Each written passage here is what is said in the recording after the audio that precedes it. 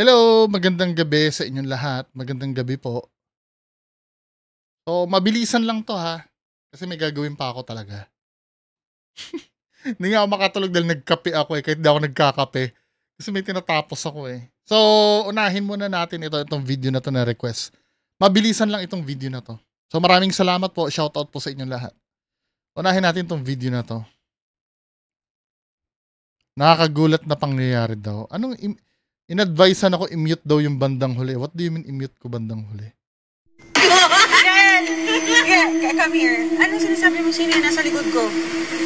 Meron. O, mag-isa si Nina. Meron? Guys, story time. So, kanina, schedule ko ng pagbabayad ng mga credit card ko. Tapos, nag-stop ako sa isang mall para kumain kasi 3:42 PM na nun. Wala pang laman yung tiyan ko, wala pang kain. Sobrang busy ko today. Nung nasa parking na ako pa uwi, may sumigaw ng, Udil! Udil! Udil! Kasi ako lang naman ang Udil na kilala ko na nasa Pilipinas. So lumingon ako, tropa ko pala. Yung anak niya is a very smart boy na inaanak ko. Yun yung bata sa video. Kwentuhan kami, chismisan ng tropa ko, catching up habang ako nandun sa loob ng car, nakaano sa manibela, tinabi ko lang dun sa parking lot, tas yung tropa ko nandun lang sa labas, na dungawan lang kami sa bintana, parang ganon. Tas nasa baba yung anak niya, laro-laro lang, talon-talon lang yung anak niya, sasampa sa car ko, kasi diba yung dala ko truck na car, so medyo mataas yung sampahan nun. So biglang gumalan yung bata dun sa truck ko. Ninang, who are you with? Who's that one? Who's that boy? Di ako parang, El, what are you saying? I'm alone. There's nobody else in this car. Eh, yung tropa ko na yun, alam na kung ano-ano nakikita ko dati. So, tawanan na kami ng tawanan. Kasi imposibleng, di ba, mag-joke-joke ng ganun yung bata. Tsaka curious talaga siya, who's that one with you? That boy, that one with you? Gumagano'n yung bata sa akin. Tapos tinuturo niya yung loob ng sasakyan ko, yung passenger seat sa likod. Tapos yung nanay, bungis-ngis talaga yun. Natawa na lang ng natawa. Tapos ako parang, hindi ko alam kung tatawa ako o iiyak. Pero ito, no? Siyempre, skeptic na naman tayo. Marami na naman magagalit sa akin pagka narinig yung opinion ko tungkol dyan. Yun ang kinakatakot ko eh. May magagalit na naman sa akin eh. Dapat nalaman natin kung ilang taon ba ang ilang taon ba yung bata. Yeah, come here. Anong sinasabi mo si Nina sa likod ko? Meron. O, mag-isa si Nina. Meron? Hindi naman natin napanood yung yung sinabi ng bata talaga. Kasi kung mukhang as in bata talaga yon. Kasi 'di ba yung imagination kasi ng bata, malawak talaga yon. Tsaka dyan sa edad talaga na yan, nabubuo yung imaginary friend. At normal yon. Imaginary friend. Normal age. Sa age na between 3 and 8 between 3 and 8, normal na na magkaroon ng imaginary friends sa mga bata. 'Di ba? Kasi doon na de-develop yung yung social and emotional skills nila. Now, sabi niya, hindi naman imaginary friend yung nakikita eh. Pwede rin kasing ganun. Na hindi naman nagsisinungaling yung bata pero sometimes para alam mo yung makapagpapansin, kasama na rin siguro yung hindi naman pagsisinungaling yun eh. Talagang normal lang talaga sa bata yun. Yung ganon. 'Di ba? Yung minsan binibigyan nilang kahulugan yung anak ko may kinakausap. Hindi naman namin nakikita kinakausap ng anak ko. Kasi nga, between 3 and 8, normal na may imaginary friends at nawawala naman yon. 'Di ba? Nawawala naman yung imaginary friend na yun. Parang, yan yung plot nung nanonood ba kayo ng Doraemon? Sabi kasi nung ano, may mga theory kasi na yung sa Doraemon daw, si Nobita. Si Doraemon daw ay imaginary friend lang daw ni Nobita yon. Kaya kung mapapanood nyo yung ano, yung Stand By Me Doraemon sa Netflix, nasa Netflix pa ba yon? Nakakaiyak yun eh, yung movie na yun eh. Na parang nung tumanda na si ano, nakatuluyan ni ano eh, ni Nobita yung babae eh. Ano ba name ng babae? Basta nakalimutan ko na name ng babae. Nakatuloy ni Nobita yun eh. Then, kasi may time doon na nagbibinata na si Nobita, no? Yung makikipagsuntukan siya kay Damulag. Na parang nag-goodbye siya kay Doraemon. Kasi, nagsisimbolize yun na ano na siya eh. Nagiging young adult na siya. Naiyak nga ako doon eh, nung nagpapaalam si Doraemon. Para bang lahat ng childhood niya, parang iiwan niya na. Wala lang, na-share ko lang. Panoorin niyo, may iyak din kayo. Yun ang theory ko doon, ano, baka imagination lang ng bata. Kasi normal sa ganung edad na magkaroon ng imaginary friend yung bata. Regardless kung yun ay, ano. Pero syempre, palay mo, totoo naman. Di ba? Hindi natin masabi. Malay mo, may third eye talaga yung bata.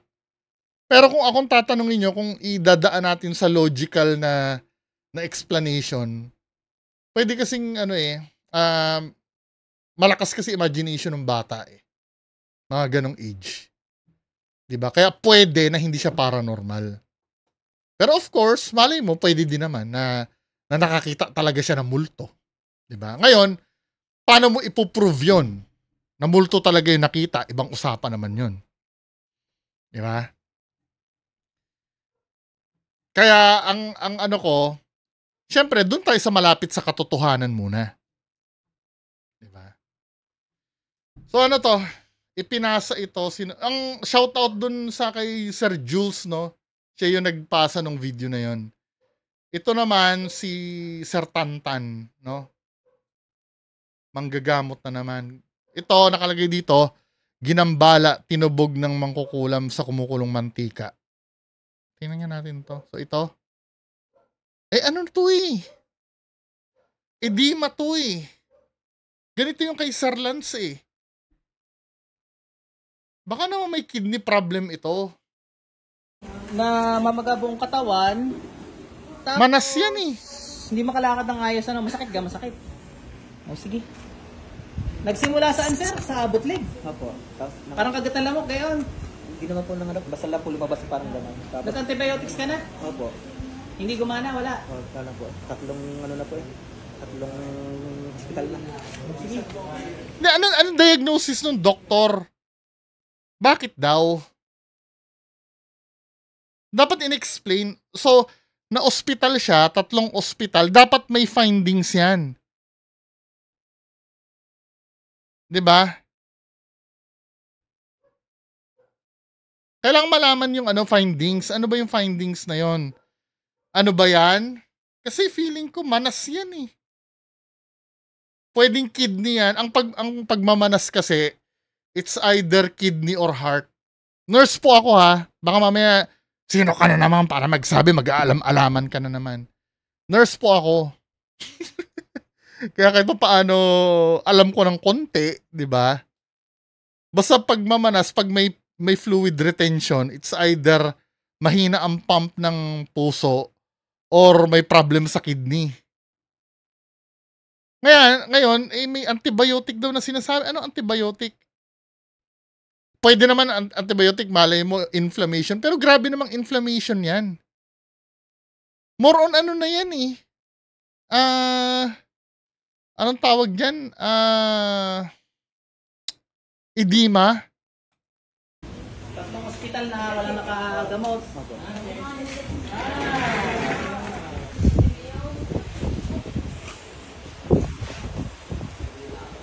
Malambot ang karne niya, hindi naman.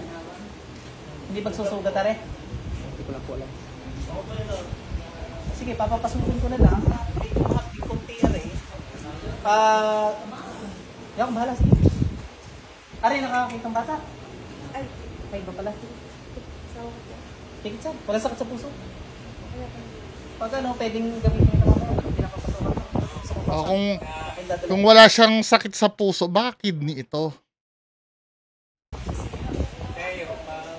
Wala sakit sa puso, sir, ha? Hika, high blood, cholesterol. Pasok. Tanggalin mo lang ang ginawa mo dito, dali.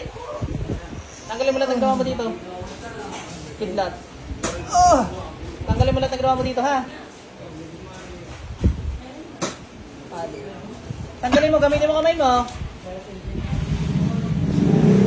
Ikso, isa, ipak, ito.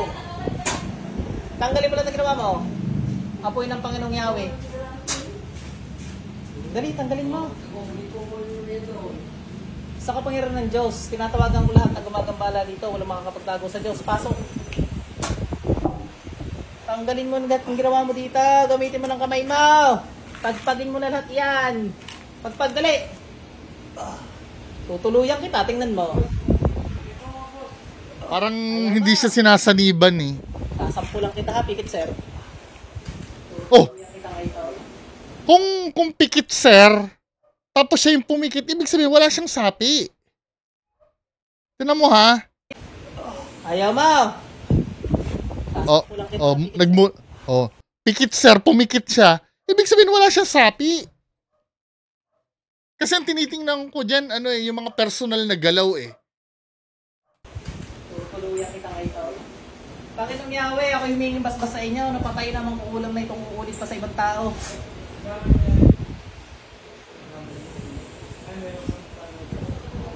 Pasok lang sa interna. Wala naman, hindi magre-respond sa kanya eh. Agaw diwa si Sir di makaramdam no. Pero may positive. Hindi sasakit pag ganun masakit pa. Sir, balik na. Naramdaman mo sa rin sakit sa kamay? Tamo, ba't yung mararamdaman yun? Dapat yung mangkukulam yun, di ba? Ay, kumusta pakiramdam mo ngayon? Gumaan? Pakiramdam gumana na? Placebo yun. Di ba? Siyempre may ginawa sa'yo eh. Yung pagbuti ng pakiramdam nun, placebo. Now, ang tanong, nagamot kaya niya? Iba-iba? May tubig. Sige, okay rin eh. Meron na. Tigil na lang. Ano yun? Pasok sa internet. Kaya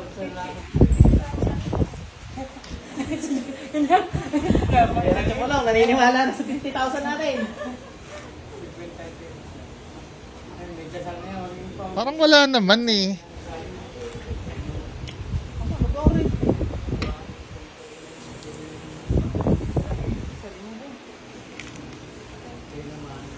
O kung may yan, baka mamaya may recommended intake lang yan pag ganyan na manas. Huwag painumin ng painumin. Ang ginawa sa inyo, sir, tinubog kayo sa mantika, ang kukulaw. Ano ko po yan? Apoy? Tinubog kayo sa mantika kung meron. Pag apoy, hindi kayo sunog. Kulay itim. Yan, parang pinritong magbabalat-balat na gayaan. Magbabalat-balat talaga kasi yan. Kasi yan eh. Edema yan eh. May stretch yung balat mo. Mag-i-scaling talaga yan. Ganyan yung kay Sir Lance eh. Ha? Nag-iba-iba? Nanginginig lang Tingnan natin kung may masakit pa ha, sir.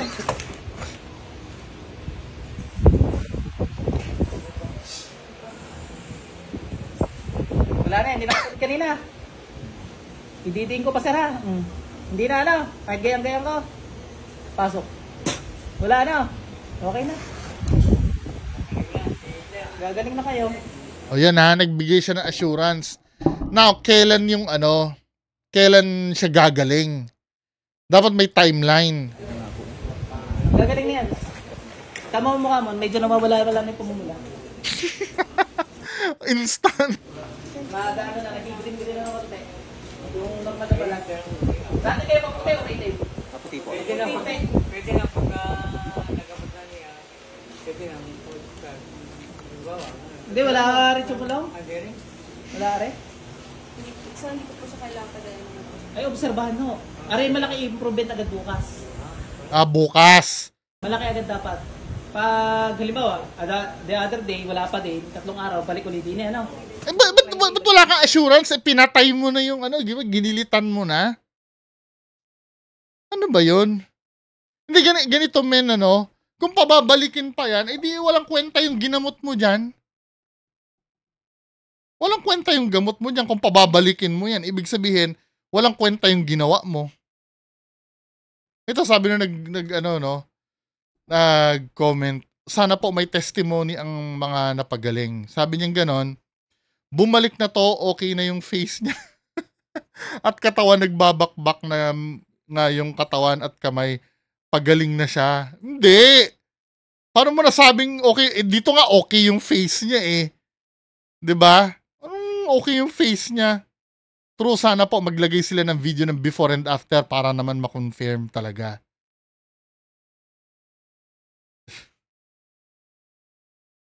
Nagpagaling pa po ako. Ito. May improvement po. Siya, ito si Kuya. Tingnan natin si Kuya.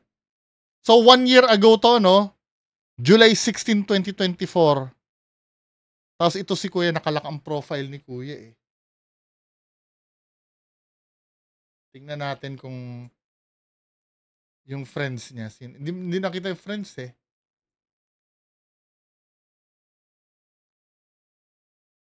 So, pagaling na daw siya.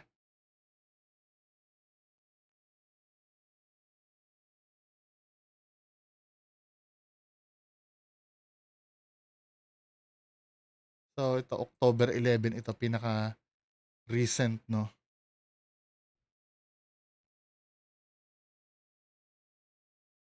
Kailangan makakita ako ng picture ni Kuya.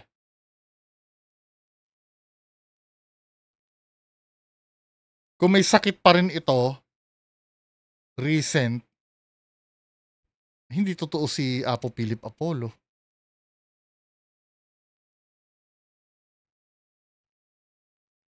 Tingnan natin ha.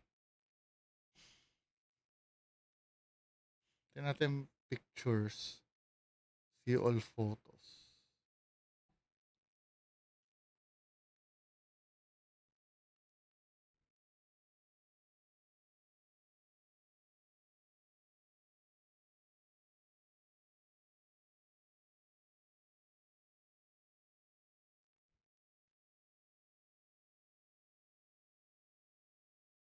Ito si Kuya. October 19. Kaya po to Gusto ko yung makita yung paa ni Kuya.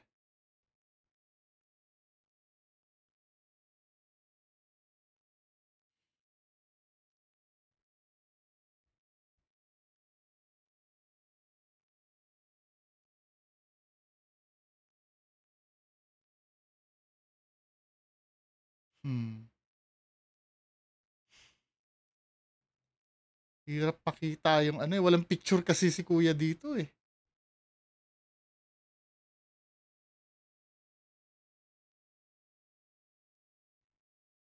Ito last year to eh.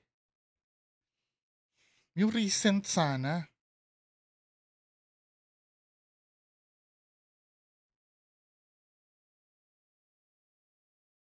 Dito sa mga recent, wala nang picture si Kuya eh. Huwag naman sana yung iniisip ko.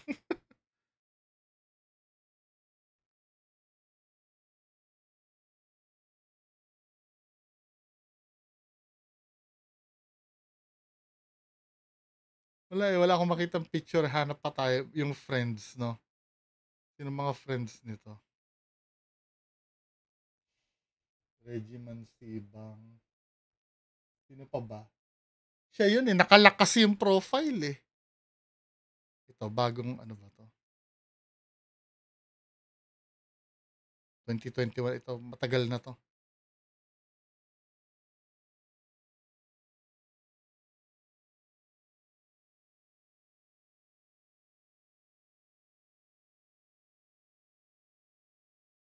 Ito, recent.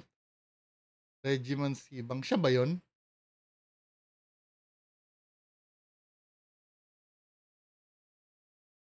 Ay, iba-iba naman to. Wala, yung recent, ito yung October 28. Di kasi makita yung ano niya eh. Anyway, sana gumaling si kuya, no? Kung hindi siya gumaling, ano, siyempre questionable, 'di ba? Pero base doon sa napanood nating panggagamot, satisfied kayo? Parang wala naman nangyari eh. Tsaka after ba nun, after nung nagpagaling siya doon, nagpa-ospital kaya uli siya? Or nagpaano siya uli?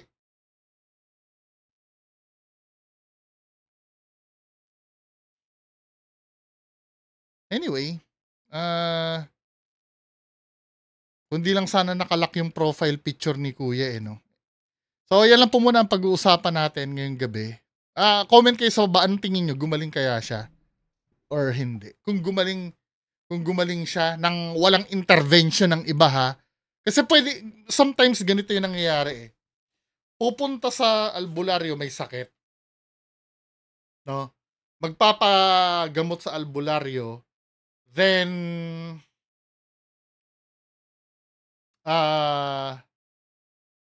after sa albularyo, walang mangyayari, magpapa-ospital uli. Tapos biglang gagaling sa ospital, i-credit sa albularyo. Kaya kailangan talaga masubaybayan eh. Anyway, yan lang po muna ang gagawin natin or pag-uusapan natin ngayong gabi. Magandang gabi sa inyo lahat. Bye-bye.